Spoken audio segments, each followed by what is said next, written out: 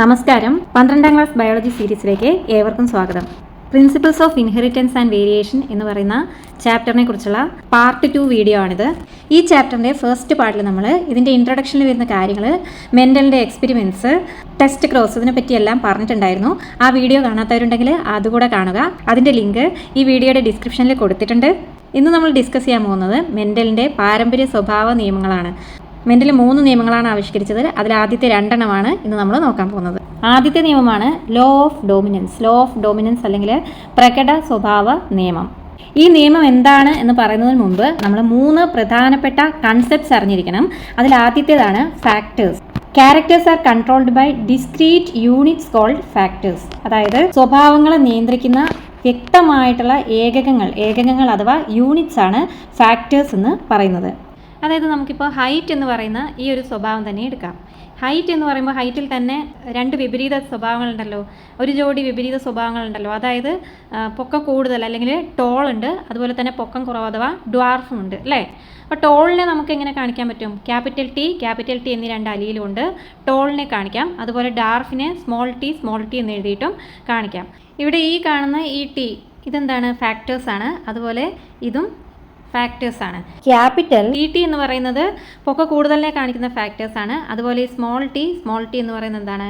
പൊക്ക കുറവിനെ കാണിക്കുന്ന ഫാക്ടേഴ്സ് ആണ്. അടുത്ത് പറയാനുള്ള ഒരു കൺസെപ്റ്റ് ഇതാണ്, ഫാക്ടേഴ്സ് ഒക്കേഴ്സ് ഇൻ പെയർസ്.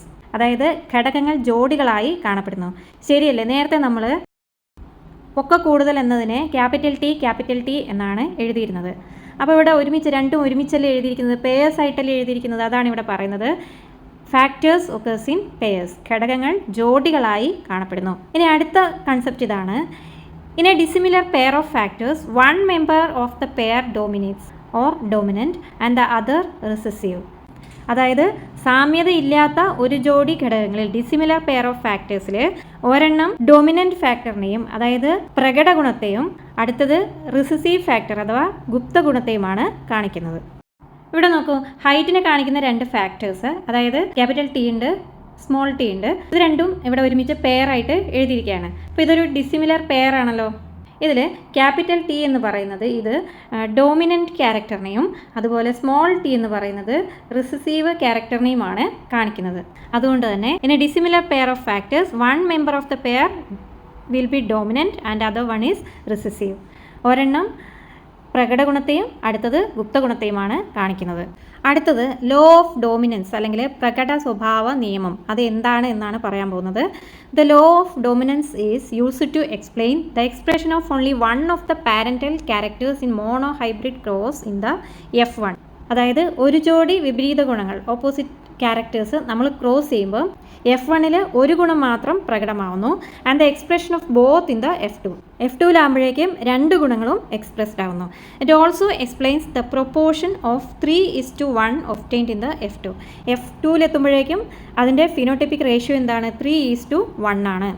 ഒന്നുകൂടെ പറഞ്ഞാൽ ഒരു ജോഡി വിപരീത ഗുണങ്ങളെ നമ്മൾ വർഗ്ഗസങ്കലനം നടത്തുമ്പോൾ അല്ലെങ്കിൽ ക്രോസ് ചെയ്യുമ്പോൾ F1 ജനറേഷനിൽ ഒരു ഗുണം മാത്രം എക്സ്പ്രസ്ഡ് ആവുകയും F2 ജനറേഷനിൽ 2 ഗുണങ്ങളും എന്താവും? എക്സ്പ്രസ്ഡ് ആവും അല്ലെങ്കിൽ പ്രകടമാവുകയും ചെയ്യുന്നു. F2 തലമുറയിലെ റേഷ്യോ അല്ലെങ്കിൽ അനുപാതം എന്ന് പറയുന്നത് 3:1 ആയിരിക്കും. ഇതാണ് ലോ ഓഫ് ഡോമിനൻസ് അല്ലെങ്കിൽ പ്രകട സ്വഭാവ നിയമം പറയുന്നത്. മെൻഡലിൻ്റെ ബ്രീഡിംഗ് എക്സ്പെരിമെൻറ്റ്സ് പറയുമ്പോൾ കഴിഞ്ഞ വീഡിയോയിൽ ഈ ഒരു പിക്ചർ കാണിച്ചിട്ടുണ്ടായിരുന്നു, ഓർമ്മയുണ്ടോ? ഇവിടെ നോക്കിക്കഴിഞ്ഞാൽ അറിയാം, 2 ഓപ്പോസിറ്റ് ക്യാരക്ടേഴ്സ് ആണ് ടോളും ഡ്വാർഫും. ഈ 2 ഓപ്പോസിറ്റ് ക്യാരക്ടേഴ്സിനെ ഇവിടെ ക്രോസ് ചെയ്യുന്നു. ടോളിനെ നമ്മൾ ക്യാപിറ്റൽ ടി എന്നാണ് അതിൻ്റെ ഫാക്ടേഴ്സ് ഓർ അലീൽസ് കാണിക്കുന്നത്. ഇവിടെയാണെങ്കിൽ ഡ്വാർഫിൻ്റെത് സ്മോൾ ടി എന്നാണ് എടുത്തത്. അങ്ങനെ ഇവിടെ ടോളും ഡ്വാർഫും ക്രോസ് ചെയ്തിട്ട് നമ്മൾ എന്ത് ചെയ്തു? F1 ജനറേഷൻ ഉണ്ടാക്കി. F1 ജനറേഷനിൽ നമുക്ക് എന്ത് കിട്ടി? F1 ജനറേഷനിൽ നമുക്ക് ഒറ്റയൊരു ഗുണം മാത്രമാണ് കിട്ടിയത്. F1 ജനറേഷനിൽ കിട്ടിയത് മുഴുവനും ടോളായിരുന്നു. ഇത് ക്യാപിറ്റൽ ടി ഉണ്ട്, ഇതിലും ഒരു ക്യാപിറ്റൽ ടി, ഇതിലും ഒരു ക്യാപിറ്റൽ ടി, ഇതിലും ഒരു ക്യാപിറ്റൽ ടി. ക്യാപിറ്റൽ ടി എന്ന് പറയുന്നത് എന്താണ്?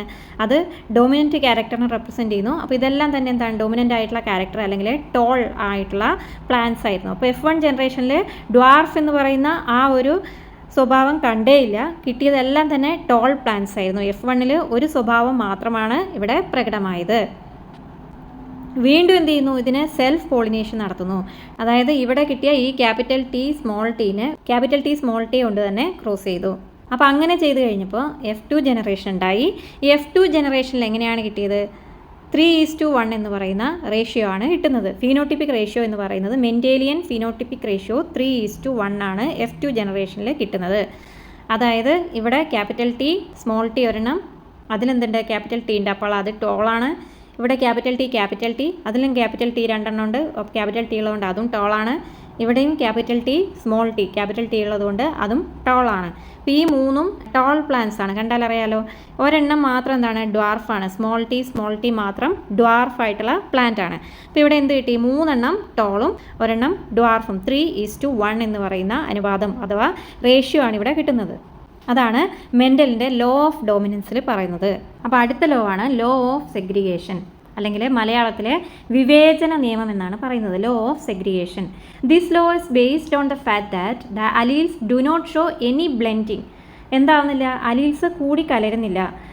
ഒരു ജോഡി വിപരീത ഗുണങ്ങളെ തമ്മിൽ ക്രോസ് ചെയ്യുമ്പോൾ അലീൽസ് കൂടി കലരുന്നില്ല.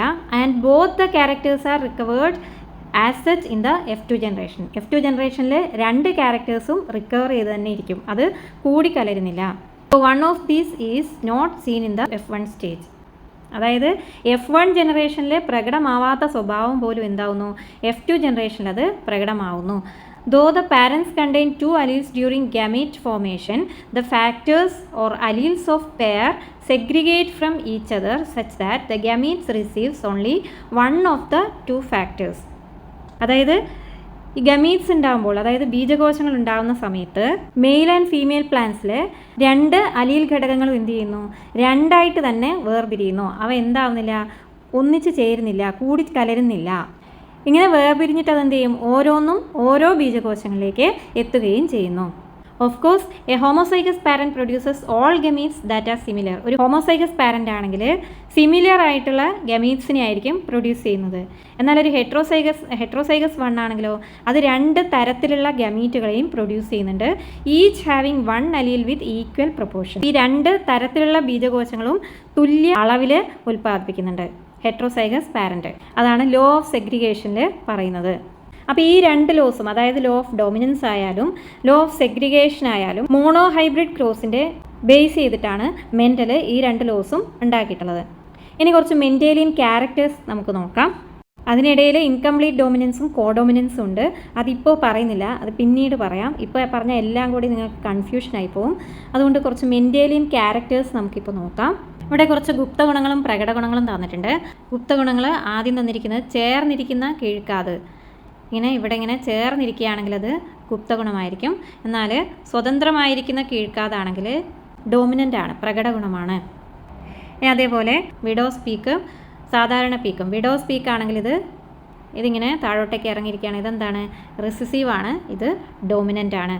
ഇനി അതേപോലെ ചുരുളുന്ന നാക്ക്, ടങ് ഇങ്ങനെ ചുരുണ്ടിരിക്കുകയാണെങ്കിൽ അത് റിസസീവ് ആയിരിക്കും.